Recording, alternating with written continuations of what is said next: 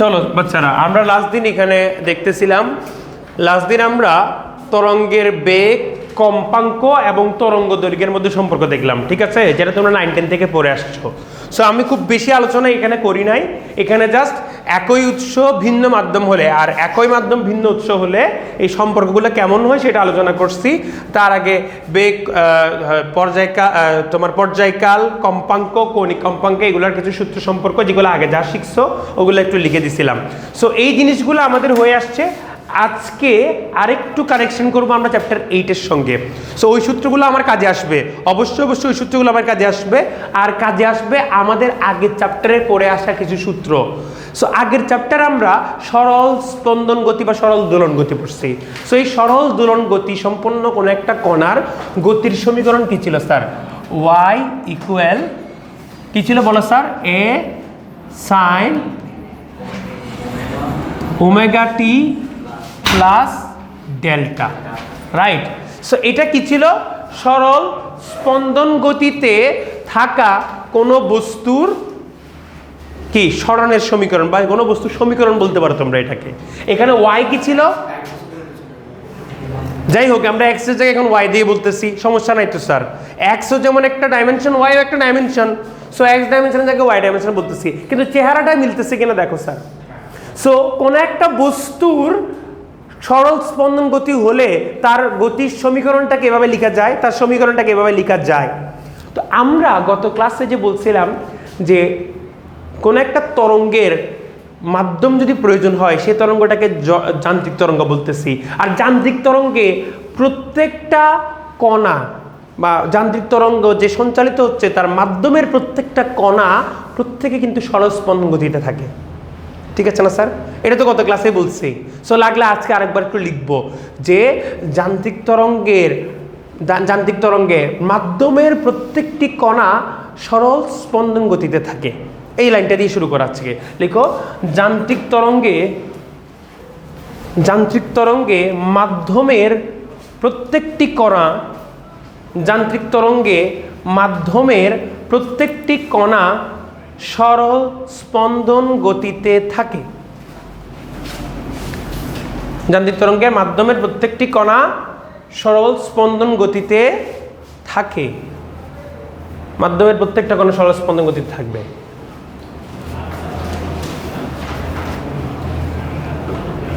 তাহলে এর যে সমীকরণগুলো আছে, ওয়াই ইকুয়াল লিখে ফেললাম স্যার। এখানে আমরা ওয়াই দিয়ে কেন প্রকাশ করতেছি? আমাদের মধ্যে থেকে একজন স্টুডেন্ট জিজ্ঞেস করলো, স্যার আগের চ্যাপ্টারে তো আমরা সরল স্পন্দন গতির ক্ষেত্রে এক্স দিয়ে প্রকাশ করতাম। সো মাধ্যমের কণাগুলা এখানে যখন আমরা তরঙ্গে চলে আসবো, এক্স অ্যাক্সিস বরাবর আমাদের কে হবে জানো? এক্স অ্যাক্সিস বরাবর আমাদের তরঙ্গ যাবে। এক্স অ্যাক্সিস বরাবর আমাদের কি যাবে? তরঙ্গ যাবে। তো এক্স অ্যাক্সিসের দিকে আমাদের গতি থাকবে তরঙ্গের গতি, আর আমাদের কণার গতি হবে, তা আমাদের কণার গতি হবে ওয়াই অক্ষ বরাবর। এই যে কোনো সময়ে একটা কণা আমরা চিন্তা করতেছি এইটা। সো কণার গতিটা কি হয়েছে? নিচ থেকে উপরে গেল না স্যার? ওকে, তারপর এখানে একটা কণা চিন্তা করে স্যার, উপর থেকে নিচে নামলো না স্যার? সো তারা উপর নিচ ওঠানামা করতেছে, উপর নিচ ওঠানামা করতেছে। তো তাহলে এই যে উপর নিচ ওঠানামা করার ব্যাপারটা, এই ব্যাপারটার কারণে আমরা ওয়াই অ্যাক্সিস বরাবর এঁকে ধরি। তো এক্সের জায়গায় এখন কি চলে আসবে? ওয়াই। আগের চ্যাপ্টার আমরা এক্স অ্যাক্সিস বরাবর ধরছিলাম তাই এক্স দিছিলাম, এখন যেহেতু কণাগুলো উপরে নিচ হচ্ছে তাই ওয়াই ধরলাম। কোনো সমস্যা হবে স্যার? নো। তাহলে এটা গেল। সেকেন্ডলি আরেকটা কথা বলবো যে এখানে আমরা কণার বেগকে ক্যাপিটাল ভি দ্বারা প্রকাশ করব। কণার বেগকে ক্যাপিটাল ভি দ্বারা প্রকাশ করব। এটা কি ছিল স্যার? ওমেগা এ। আচ্ছা ওয়েট, বিস্তারটা তো আমরা ক্যাপিটাল লেটারে দেওয়াটা উচিত। বিস্তার আমি ক্যাপিটাল লেটারে দিতে পছন্দ করি, বিস্তার ক্যাপিটাল লেটারে দেওয়া উচিত। তো তাহলে আমরা এখানে লিখব omega a cos omega t plus delta. আর ত্বরণের ক্ষেত্রে কি ছিল স্যার? ত্বরণের সমীকরণ কি ছিল? মাইনাস ওমেগা স্কোয়ার এ sign omega t plus delta. সর্বোচ্চ বেগ ভি ম্যাক্স ওমেগা এ। ভি ম্যাক্স আমাদের ছিল ওমেগা এ। আমাদের এ ম্যাক্স কি ছিল স্যার? ওমেগা স্কোয়ার এ। এইভাবে করে মোটামুটি আমাদের পুরো ব্যাপার স্যাপারগুলো ছিল। বুঝছো স্যার? তাহলে পুরো এই সমীকরণগুলো আমরা এক্সাক্ট চ্যাপ্টার 8 থেকে কপি করে নিয়ে আসতে পারতেছি। এগুলো এখন কিসের গতি স্যার? মাধ্যমের কণার সমীকরণ সমূহ, মাধ্যমের কণার তরঙ্গ সঞ্চালনের মাধ্যমের কণার সমীকরণ সমূহ, এগুলো আমরা সবগুলা হুবহু কপি পেস্ট করে নিয়ে আসতে পারি। আরও আনুষঙ্গিক যা সূত্র আছে তুমি চাইলে এগুলো নিয়ে আসতে পারবা।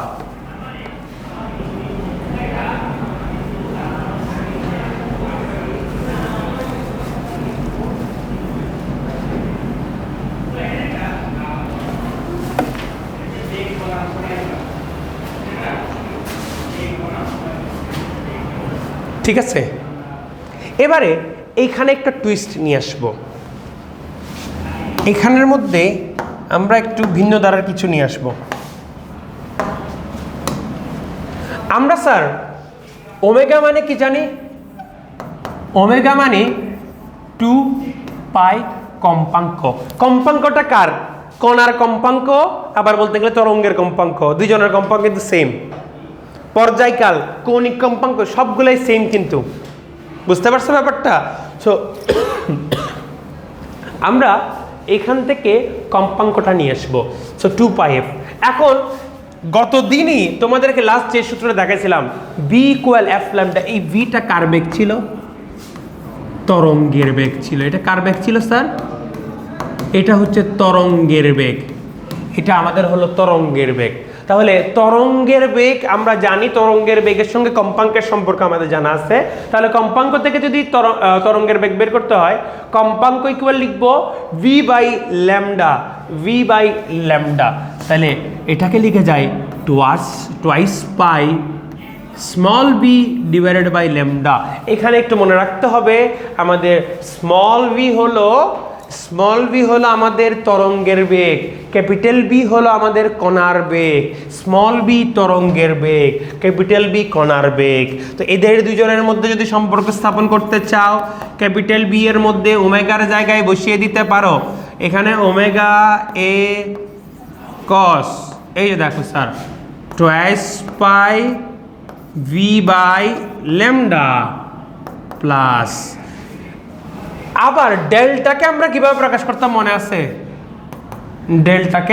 ডেল্টাকে twice pi by lambda into প্রথপার্থক্য করতাম, মনে আছে আপনাদের? মনে আছে? Twice pi by lambda into প্রথপার্থক্য, দশাপার্থক্য মানে কি? Twice pi by lambda into প্রথপার্থক্য, এই সূত্রটা পড়ছো না? আগের চ্যাপ্টারে তো পড়াইছি যে দশাপার্থক্য মানে হচ্ছে twice pi by lambda into প্রথপার্থক্য। চ্যাপ্টারে এইটা পড়াইছি, না পড়লে এখন আবার পড়ো, না মনে না থাকলে আবার পড়ো। তো কোনো জায়গায় দশাপার্থক্য মানে হচ্ছে twice pi by lambda into পথ পার্থক্য। সো পথ পার্থক্য এটা বেশিরভাগ ক্ষেত্রে স্যার তরঙ্গের ক্ষেত্রেই চলে আসে, যে আমাদের এই কণাটা এইখানে, এটা এখানে, এদের মাঝখানে একটা পথের পার্থক্য আছে না, দূরত্ব পার্থক্য আছে না স্যার? এটাকে আমরা বলি পথ পার্থক্য। এই কণার মাঝখানে যে তরঙ্গের পথ আছে সেই পথের পার্থক্য।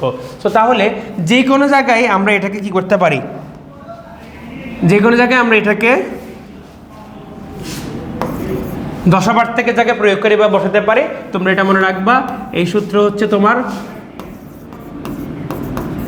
দশা পার্থক্য সমান টুয়াইস পাই বাই ল্যামডা পথ পার্থক্য। এভাবে করে লিখো তোমরা, দশা পার্থক্য equal twice pi by lambda into পথ পার্থক্য, twice pi by lambda into পথ পার্থক্য।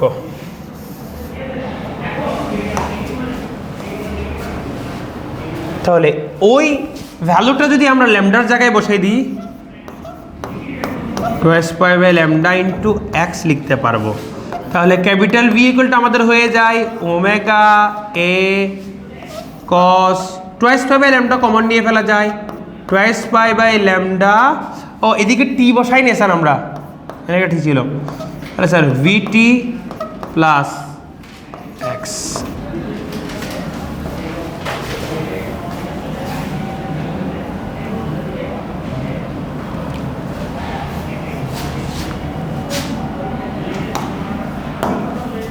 তুলে নাও স্যার, ঠিক আছে।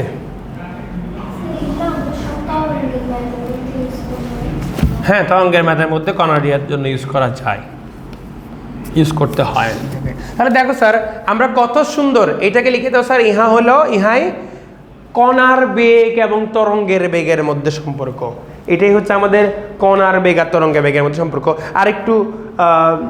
আরেকটু তোমরা যদি এটাকে স্পেসিফিক বলো, এটা আমরা আরেকটু ডিফারেন্সিয়ালের মাধ্যমে প্রকাশ করে দেখাবো। এটুকু আপাতত নিয়ে আসো, এটুকু আপাতত নিয়ে আসো।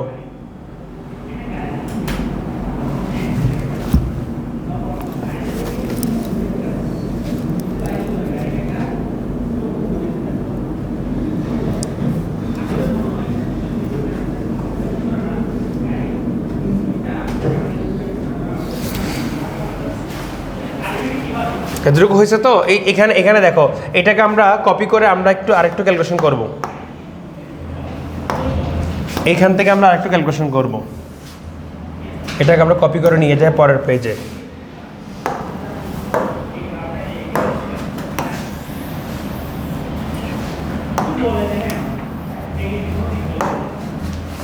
দেখো এখানে আমরা ভেঙে ফেলি স্যার, আমার মনে হয় এখানে ভেঙে ফেলি।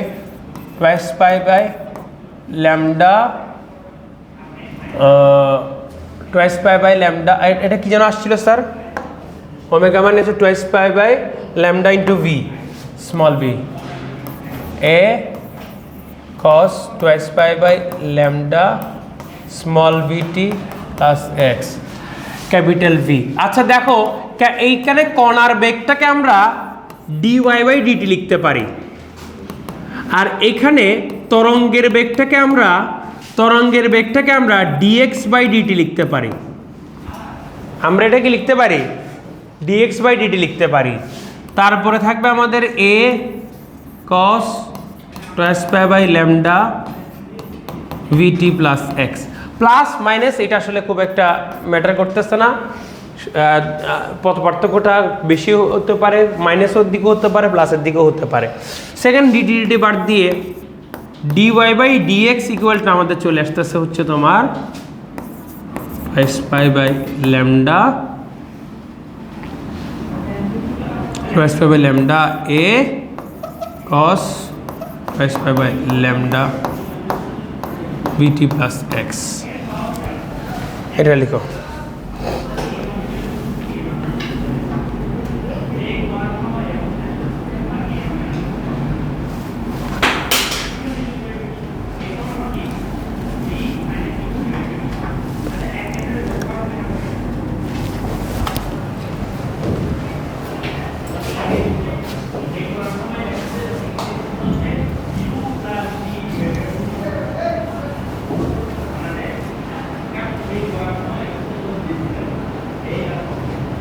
আবার এই ভ্যালুটা তোমরা এখান থেকে দেখো তো স্যার, এখানে নাম্বার 1, এটাকে যদি নাম্বার 2 দাও স্যার, এইখান থেকে তোমরা একটু খেয়াল করে দেখো তো, twice pi by lambda a cos omega t, এটা যদি ভাগ করে দিই, 2কে যদি 1 দিয়ে ভাগ করে দিই স্যার, 2কে দিয়ে 1কে যদি 2 দিয়ে ভাগ করে দিই স্যার, 1কে 2 দিয়ে ভাগ করবো নাকি 2কে, হ্যাঁ 1কে 2 দিয়ে ভাগ করো স্যার, তাহলে ভি ভাগ করলে এটা নিচে থাকে তো আমরা পাশে নিয়ে যাচ্ছি, এই পাশে ভি থাকবে ডিওয়াই বাই ডিএক্স। তার মানে স্পেসিফিকলি কণার গতির সাথে আমাদের তরঙ্গের গতির এই একটা সম্পর্ক আমরা পেয়ে যাই। কণার গতির সাথে তরঙ্গের গতির এই একটা সম্পর্ক আমরা পেয়ে যাব, বুঝছো?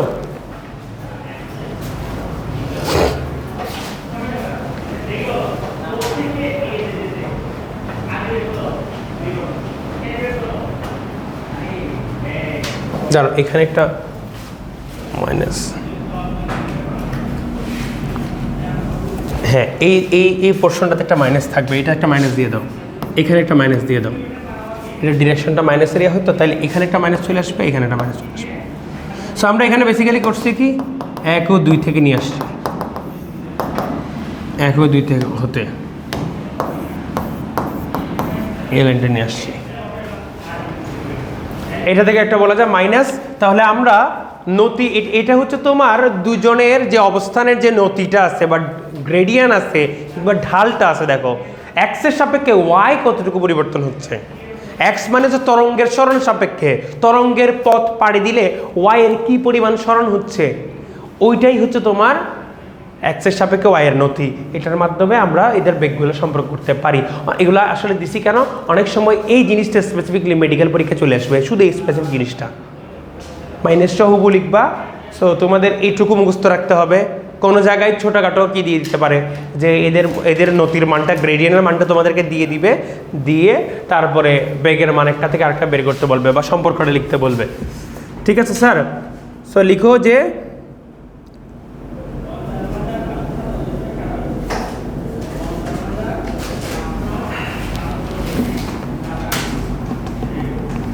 কণার বেগ তরঙ্গের বেগ উ, কণার বেগ তরঙ্গের বেগ উ, দূরত্ব লেখচিত্রের নতিমাত্রা, দূরত্ব লেখচিত্রের নতিমাত্রার সম্পর্ক।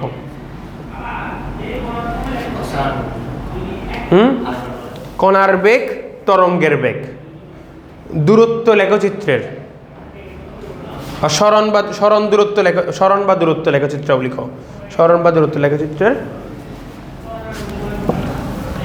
সরণ বা দূরত্ব লেখচিত্রের নতিমাত্রার সম্পর্ক।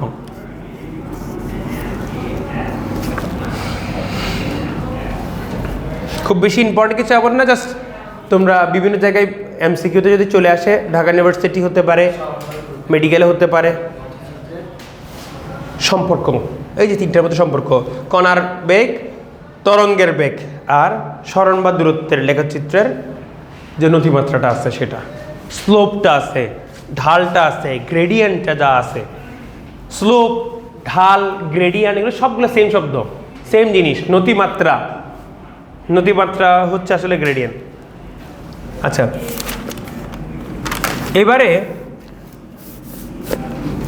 এবারে তোমরা দেখো স্যার,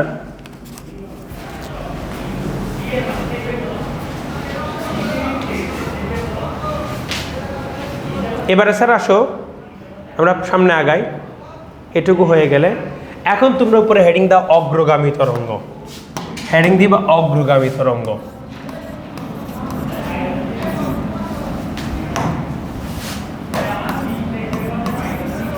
অগ্রগামী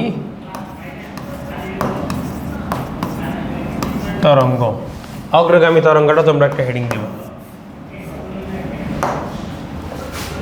দেখো আমরা যদি একটু ইউটিউবেও যাই, অগ্রগামী তরঙ্গ যদি আমরা লিখি স্যার, বাংলা কিবোর্ড থেকে নাই মনে হয়। আচ্ছা, অগ্রগামী তরঙ্গটাকে বলা হয় হচ্ছে তোমার প্রোগ্রেসিভ ওয়েভ।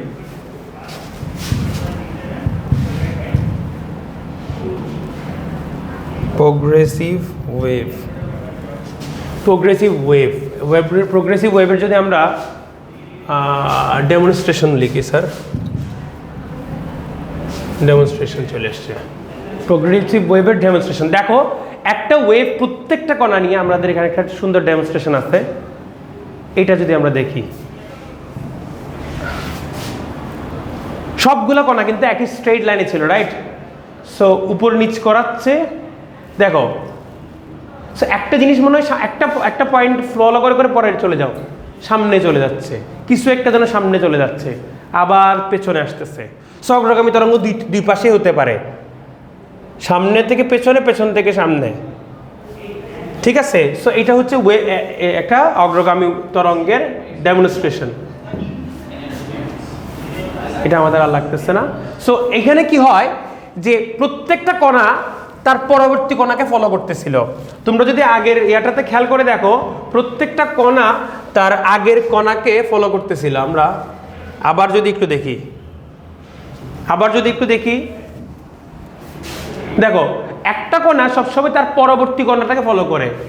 যখন এটাকে চেঞ্জ করে দিচ্ছে, ঘুরাই দিচ্ছে স্যার, এই দেখো প্রত্যেকটা কণা তার পরের কণাকে ফলো করতেছে, অ্যান্ড তাদের মধ্যে অবস্থা চেঞ্জ হচ্ছে, চেঞ্জ এটা চলতে থাকবে। আরও বেশ কিছু ডেমনস্ট্রেশন এখানে আসলে থাকে। আমাদের এখানে আর কোনো ডেমনস্ট্রেশন আছে কিনা আমরা একটু দেখি অন্যভাবে। প্রোগ্রেসিভ ওয়েভের মধ্যে স্ট্যান্ডিং ওয়েভ তো আমরা এখনো পড়বো না, এই দেখো এখানে এখানে একসাথে দুইটা ওয়েভ, ট্রান্সভার্স ওয়েভ এবং লঙ্গিটিউডিনাল ওয়েভ দুইটাই দিয়ে দিছে, বা লম্বিক তরঙ্গ এবং ইয়া। সো লম্বিক তরঙ্গের ক্ষেত্রে কীভাবে যায় দেখো, প্রোগ্রেসিভ ওয়েভটা লম্বিক তরঙ্গের ক্ষেত্রে কীভাবে যায়, এটা অটো প্লে কেমন অফ হয় সেটা আমি বুঝি না।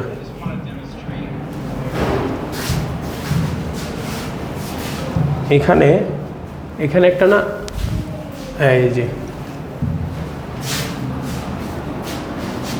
সো দেখো আমরা যদি শুরু থেকে দেখি আবারও,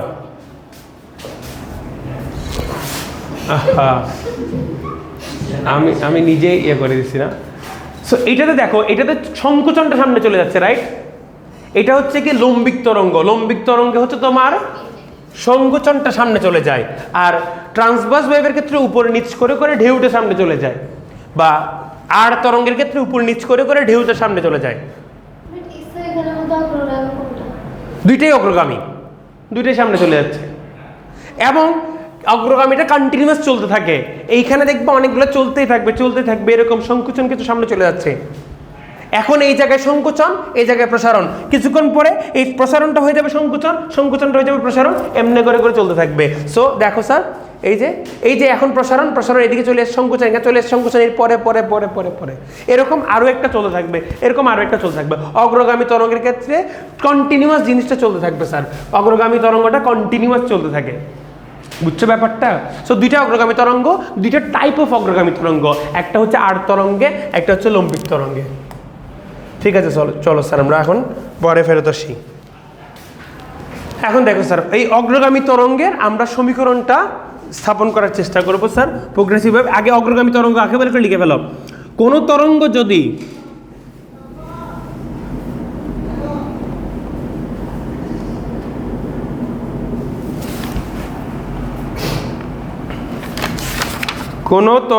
যদি কোনো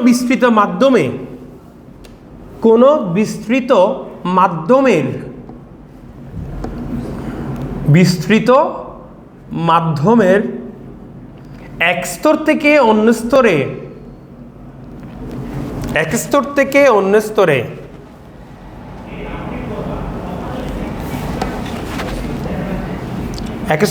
স্তরে সঞ্চালিত হয়ে ক্রমাগত সম্মুখের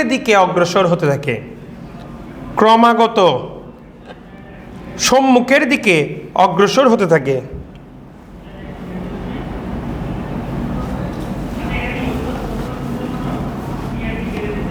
তবে তাকে অগ্রগামী তরঙ্গ বলে।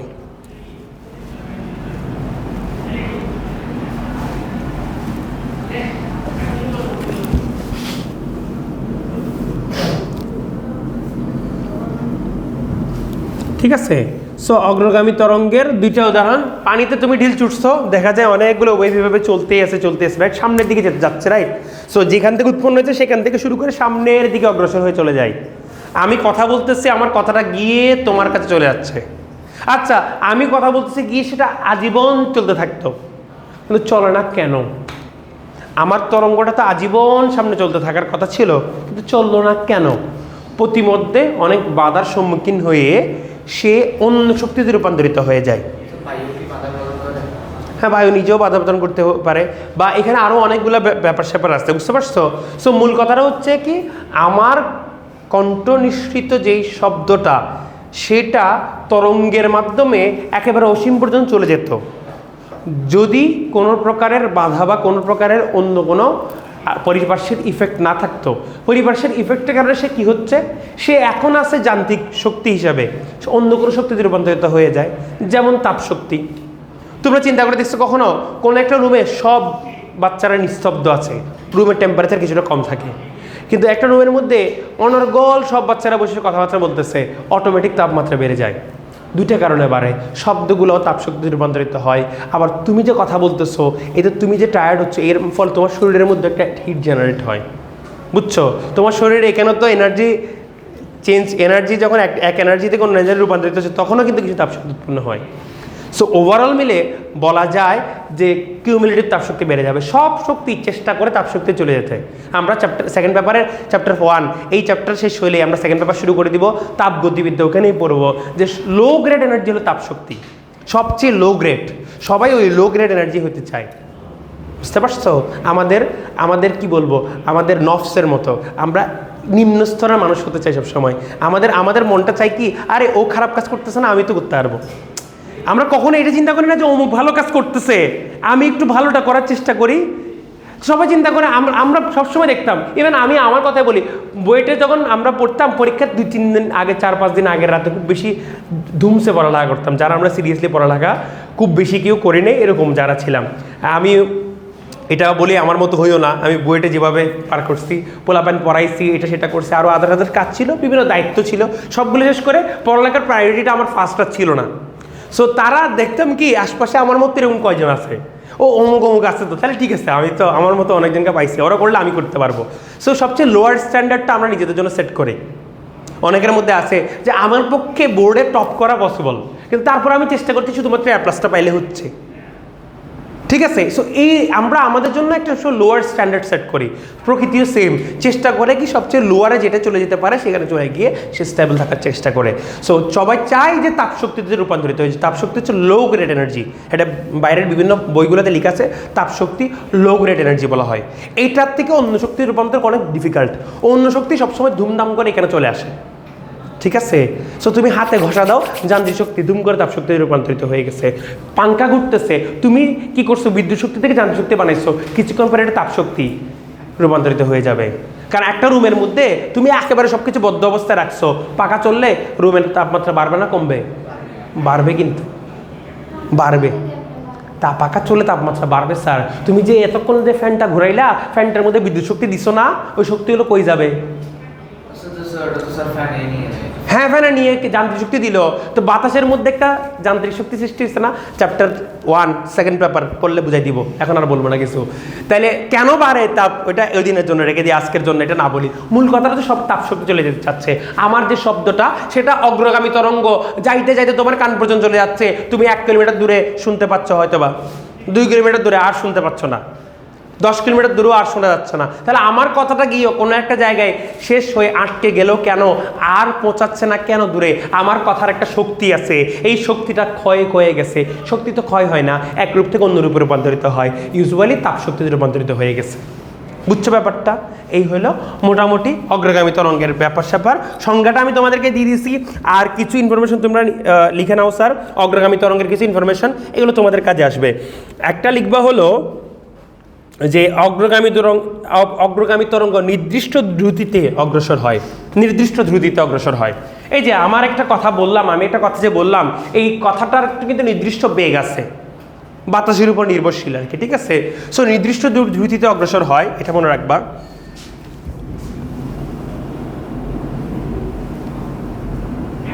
অগ্রগামী তরঙ্গ নির্দিষ্ট দ্রুতিতে অগ্রসর হয় মাধ্যমের প্রতিটি কণার, তারপর আরেকটা পয়েন্ট দিয়ে লিখো, মাধ্যমের প্রতিটি কণার কম্পাঙ্ক ও বিস্তার একই। অগ্রগামী তরঙ্গের জন্য সবগুলো লিখতেছে অগ্রগামী তরঙ্গের জন্যই। মাধ্যমের প্রতিটি কণার বিস্তার ও কম্পাঙ্ক একই হবে, কম্পাঙ্ক একই। মাধ্যমের প্রতিটি কণার বিস্তার ও কম্পাঙ্ক একই।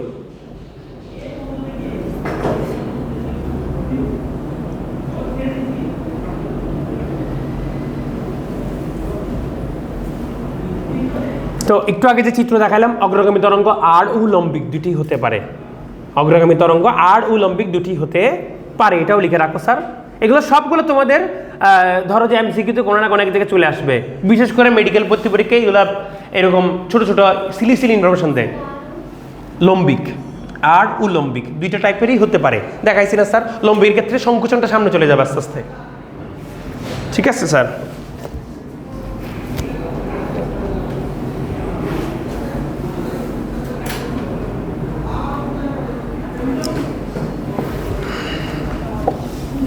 লিখো স্যার, তরঙ্গ প্রবাহের কারণে মাধ্যমের কণার দশা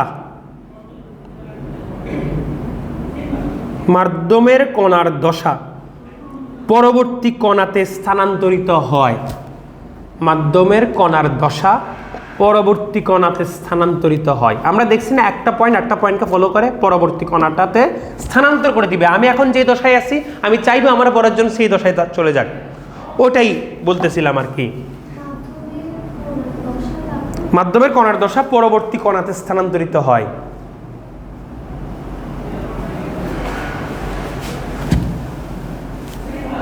এগুলো বিভিন্ন বই থেকে নেওয়া তথ্যগুলো বলতেছি।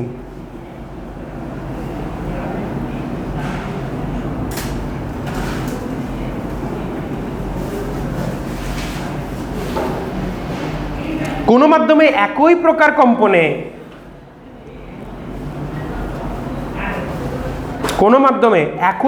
কম্পনে একই তরঙ্গ উৎপন্ন হয়। ঠিক আছে, একই প্রকার কম্পন মানে কি, একই উৎস থেকে একই প্রকার কম্পন পাবো। আমার কাছে দুই রকম টিউনিং ফর্ক আছে, প্রত্যেকের কিন্তু কম্পনের স্টাইল ডিফারেন্ট, কিন্তু একটা টিউনিং ফর্কের জন্য কম্পনের স্টাইলটা সময় একই হবে। হ্যাঁ, আগে কথাটা বুঝো, তাহলে একটা টিউনিং ফর্কের জন্য কম্পনের স্টাইলটা একই রকমই হবে। একই মাধ্যমে ওই একই টিউনিং ফর্ক দিয়ে যদি আমি কম্পন সৃষ্টি করি, এখানে একটা স্প্রিং রাখছি, একটা টিউনিং ফর্ক কাপাইয়ে ওই স্প্রিংয়ের সাথে কানেক্ট করে দিলাম, এখানে দেখবো একটা কম্পন অগ্রগামী তরঙ্গ সৃষ্টি হবে। এটা সব সময় সেম থাকবে। সো কথাটা আমি বলি যে কোনো মাধ্যমে একই প্রকার কম্পনে একই তরঙ্গ উৎপন্ন হয়, একই কম্পনে একই তরঙ্গ উৎপন্ন হয়, মানে একই অগ্রগামী তরঙ্গ উৎপন্ন হয়।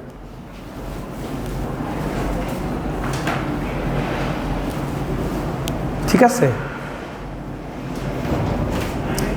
গতদিন আমরা তরঙ্গমুখ বলছিলাম, মনে আছে স্যার? লিখো, তরঙ্গমুখের অবিলম্ব বরাবর শক্তি প্রবাহিত হয়। তরঙ্গমুখের অবিলম্ব বরাবর শক্তি প্রবাহিত হয়।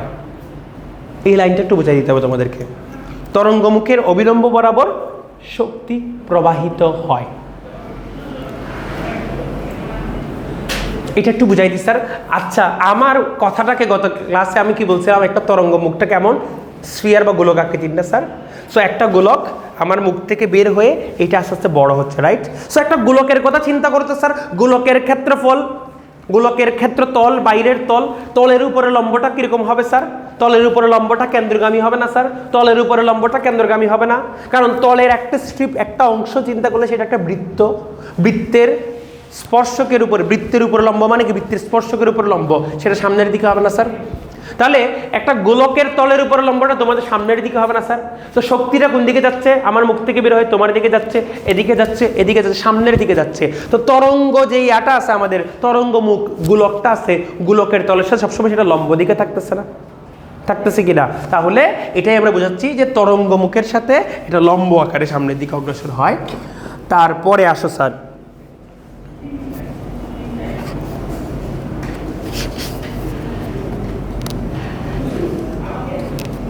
মাধ্যমের যে কোনো কণার বিভিন্ন ধর্ম, ব্র্যাকেটে লিখো স্যার, যেমন বেগ, ত্বরণ, শক্তি।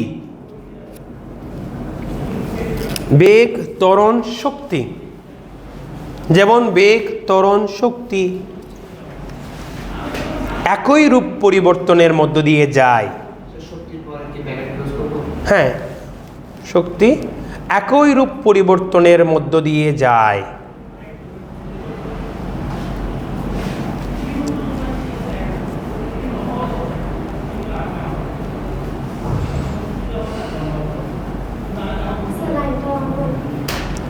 মাধ্যমের যে কোনো কণার বিভিন্ন ধর্ম, যেমন ব্র্যাকেটের ভিতরে যেমন বেগ, ত্বরণ, শক্তি একই রূপ পরিবর্তনের মধ্য দিয়ে যায়। হ্যাঁ, বেগ, ত্বরণ, শক্তি, ইভেন মাধ্যমের যে চাপ আছে সেই চাপেরটাও, ঘনত্বটাও। সো তোমরা দেখতে পাচ্ছ যে এখানে আসলে আমার ঘনত্বের পরিবর্তনটা, আমি যখন কথা বলি কণার ঘনত্ব কিন্তু চেঞ্জ হতে থাকে, যে এরা যে সামনে পিছে হচ্ছে, সংকোচন প্রসারণ হচ্ছে না স্যার? সো এক জায়গায় আমাদের এখানে স্প্রিংয়ে যেমন তোমরা কথা তো একটা লম্বিক তরঙ্গ, স্প্রিংয়ের জন্য তোমরা সংকোচনটা দেখতেছিলে না স্যার? সো এক জায়গায় কণাগুলো ডেন্স হয়ে যায়। সো এই ডেন্স হওয়ার ব্যাপারটা যে এখানে সামনের দিকে যাবে, ডেন্স হওয়ার যে ব্যাপারটা সামনের দিকে যাবে, ওটাই কিন্তু তোমার কি, ওটা একইভাবে পরিবর্তন হয় সবগুলা শক্তি যা যা আছে। আচ্ছা, এবার অগ্রগামী তরঙ্গের গাণিতিক রাশিমালা করে দেখো স্যার। অগ্রগামী তরঙ্গের রাশিমালা, অগ্রগামী তরঙ্গের গাণিতিক রাশিমালা।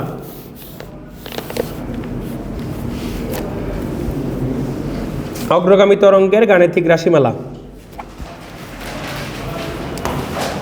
স্যার আমরা কণার সরণ পড়ছিলাম,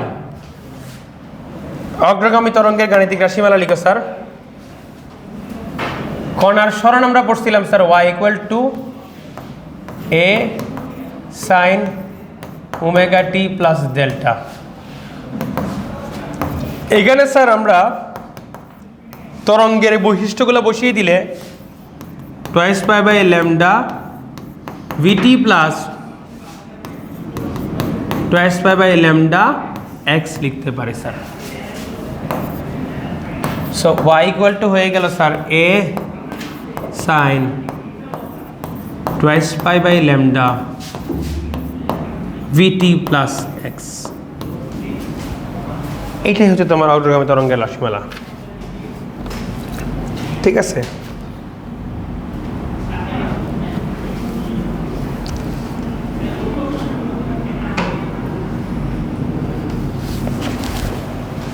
ওকে, আচ্ছা এখানে আমরা এতদিন প্লাস প্লাস দিয়ে অনেক কিছু পড়ছি, কিন্তু অগ্রগামী তরঙ্গ যদি যেমন ধরো অগ্রগামী তরঙ্গ তোমরা দেখছো ডান বাম থেকে ডানেও যেতে পারে,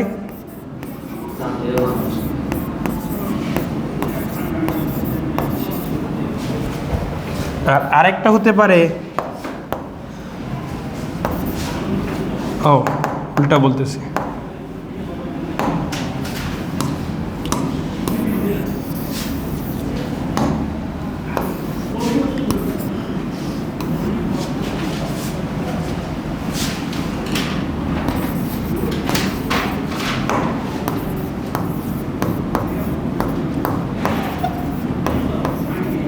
ডান হতে বামেও আসতে পারে স্যার,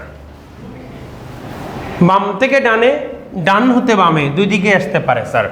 তো এইটার উপর ভিত্তি করে আমাদের এই যে এগুলার প্লাস মাইনাস দুই রকম হয়, প্লাস মাইনাস দুই রকম হয়। বাম থেকে যখন ডানে যায় তখন এটা হয়ে যায় y equal to a sine twice pi by lambda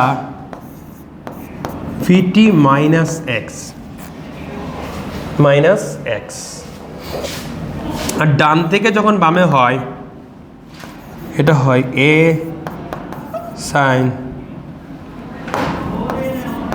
twice pi by lambda v t plus x.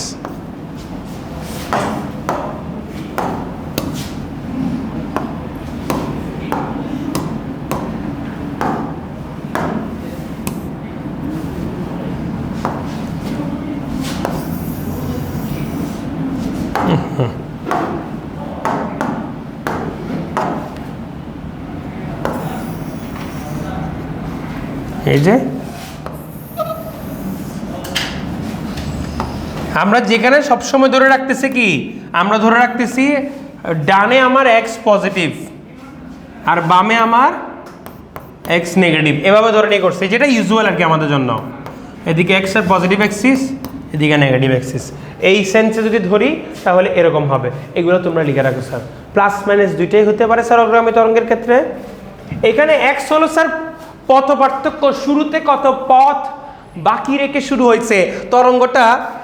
এবার দেখো এখানে তরঙ্গটা স্যার এখানে স্টার্ট হওয়ার সময় আমরা হালকা গোলাপিটা দিয়ে একটু শুরু করি। দেখো স্যার এরকম হওয়ার কথা ছিল না স্যার এটা, কিন্তু এভাবে না হয়ে এটা কি করলো,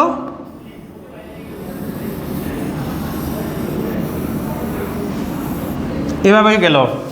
তাহলে একটুকু পরিমাণ পথ আমরা বিয়োগ করে দিতে হবে না তরঙ্গ থেকে, তাই বিয়োগ করে দিছি পথ। এটা কিন্তু পথ, এক্স কিন্তু পথ, এটাই হচ্ছে তোমার এক্স। তরঙ্গের শুরুতে কতটুকু পথ বাকি রেখে শুরু হয়েছে, এটুকু পথ আমার মূল তরঙ্গ থেকে মাইনাস, ঠিক আছে? তরঙ্গের সমীকরণ অটোমেটিক অ্যাডজাস্ট হয়ে যাবে। আর উল্টা দিকে যদি আসে স্যার,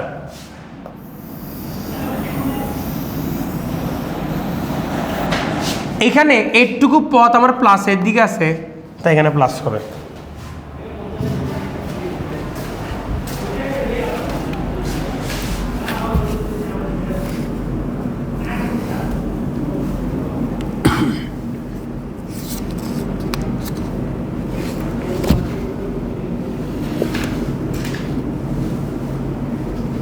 বুঝতে পারছো? সো এই দিকটাকে এবার তাহলে আমরা বলে ফেলবো, এই দিকটাকে আমরা বলবো হচ্ছে ধনাত্মক দিকে অগ্রসর, কারণ কি এক্স অক্ষের ধনাত্মক দিকে।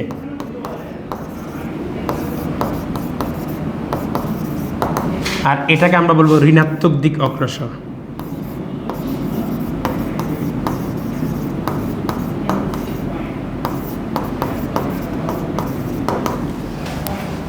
আমি তোমাদেরকে একটু বলে রাখি, তোমরা এত রকমের জিনিসপাতি দেখে তোমরা অনেক ভয় পাচ্ছ, চ্যাপ্টারটা মানে অনেক কঠিন। সৃজনশীল টাইপে বেসিক্যালি তিনটা খুব ইম্পর্টেন্ট দুইটা টাইপের সৃজনশীল আছে, 3-4টা টাইপের সৃজনশীল দেখলে হয়ে যায়। এই চ্যাপ্টারটা এরকমই সহজ, কিন্তু এটার ভিতরে আন্ডারলাইন অনেকগুলো ইনফরমেশন আছে। তুমি যদি ভর্তি পরীক্ষার জন্য চিন্তা করো, তুমি যদি এমসিকিউর জন্য চিন্তা করো, এখানে আন্ডারলাইন কিছু কিছু ইনফরমেশনগুলো আছে। এবং অঙ্ক করার সময় তোমাকে অনেক কিছু জিনিস মাথায় রাখতে হয়, ওই জিনিসগুলো আমি আলাদা দেওয়ার চেষ্টা করতেছি। আদারওয়াইজ এটাই তো সমীকরণ, আগে চ্যাপ্টারে পড়ছো তার সাথে মিল আছে, আর আগে দিয়ে কিছু সূত্র দিয়ে সবগুলো ছিল বাচ্চাকালে পড়ে আসছো।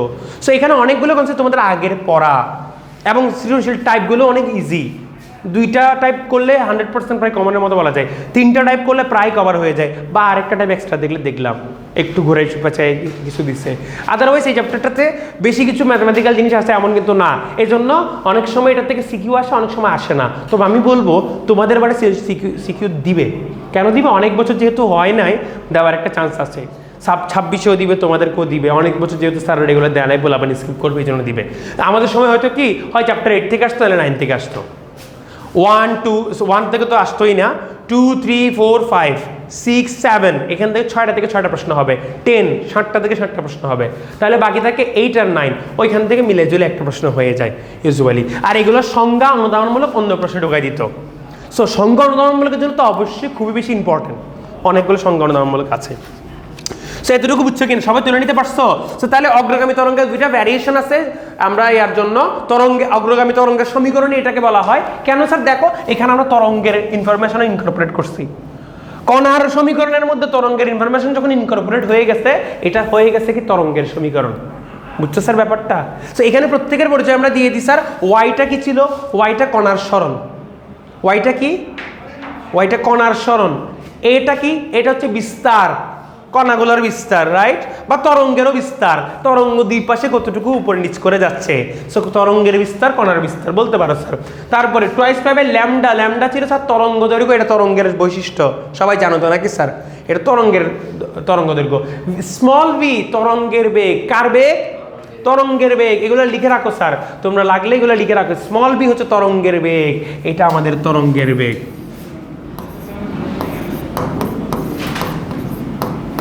এটা নিয়েই সবচেয়ে বেশি কনফিউশন হয়। আর এটা কণার সরণ।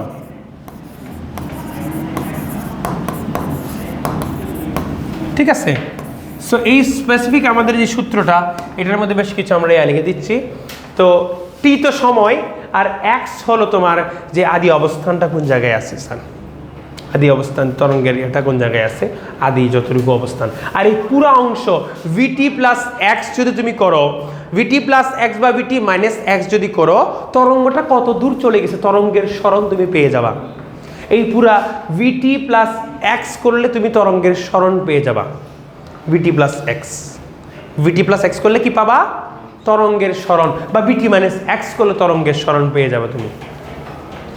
বুঝছো আমার কথা?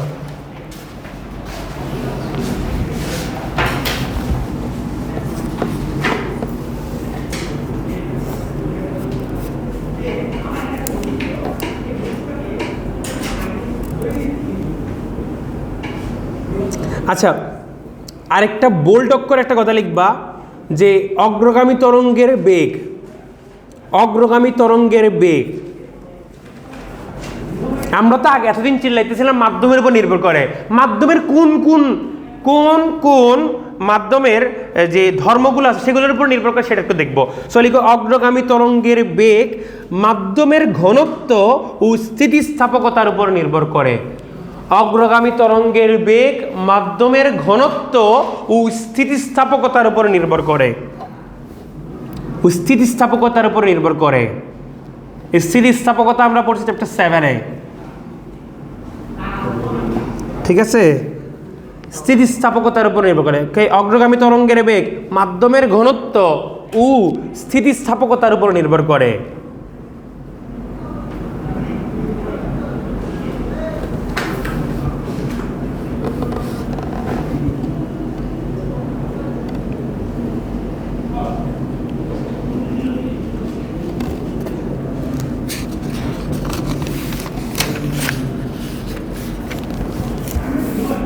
লিখছো স্যার?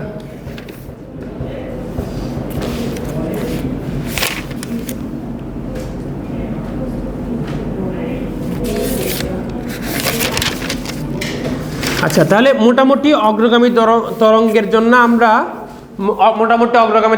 আমরা সমীকরণ করে দেখে ফেলছি। এখানে কিছু ইনফরমেশন যা যা দেওয়ার আছে সেগুলো দিয়ে ফেলছি। অগ্রগামী তরঙ্গের পরিচয়টা পেয়ে গেছি। আগের ইয়াতে ছিল এটা হচ্ছে কণার সমীকরণ, এটা হচ্ছে কণার সমীকরণ। সেই সাথে যখন আমরা তরঙ্গের কিছু ইনফরমেশনকে ইনকর্পোরেট করলাম, এই যে তরঙ্গের ইনফরমেশন এটা একটা, এটা হলো স্যার আমাদের ইয়া থেকে পাওয়া omega equal to twice pi by f, f এর মানটা ভি বাই ল্যামডা, এটা আমরা গত ক্লাসে পড়ছিলাম, সেখান থেকে নিয়ে আসছি। দশাপার্থক্য equal to twice pi by lambda into কত পার্থক্য, সেটা আমরা তরঙ্গের জন্য জানি যে কোনো একটা জায়গায় দশাপার্থক্য টুয়াইস পাই বাই ল্যামডা থেকে আসবে। ওই সবগুলোকে ইনকর্পোরেট করে শেষ পর্যন্ত আমরা একটা তরঙ্গের সমীকরণ নিয়ে আসছি। কোন ধরনের তরঙ্গ? অগ্রগামী তরঙ্গের সমীকরণ নিয়ে আসছি। এখানে দুই ধরনের ভ্যারিয়েশন পাবা, প্লাস মাইনাস। প্লাস কখন হয়, মাইনাস কখন হয় দেখাই দিলাম, এটুকু মাথায় রাখবা। নেক্সট দিন এগুলোর উপরে বেস করে আমরা কিছু প্রবলেম দেখব। আমরা একটু হালকা পাতলা যাটুকু থিওরি আছে ওইটুকু দেখে অগ্রগামী তরঙ্গের অংশের প্রশ্ন দুই একটা আমরা দেখে ফেলবো। ঠিক আছে? দেখে ফেলার পরে পরের অংশে যাব। ঠিক আছে? চ্যাপ্টারের ম্যাথমেটিক্যাল অংশ খুবই ছোট, দুই একটা ক্লাসের মধ্যে হয়ে যাবে। তারপরে আমাদের একেবারে লাস্টের দিকে কিছু থিওরি আছে, ওইগুলো আমি একটা শিট দিয়ে দিব, দিয়ে বুঝাই দিব সঙ্গীত নিয়ে কি জিনিসপাতি আর কি। হ্যাঁ, সুর টুর শর্ট টর এগুলো নিয়ে, বুঝছো? আমি নিজেও যেগুলোতে কনফিউজড হয়, অষ্টক সুর নিয়ে, বুঝতে পারছো? সা রে গা মা পা আছে না, ওই যে সুর স্বর গানের ইয়া নিয়ে কথাবার্তা। ঠিক আছে? ঠিক আছে স্যার, আজকে এই পর্যন্ত থাকুক।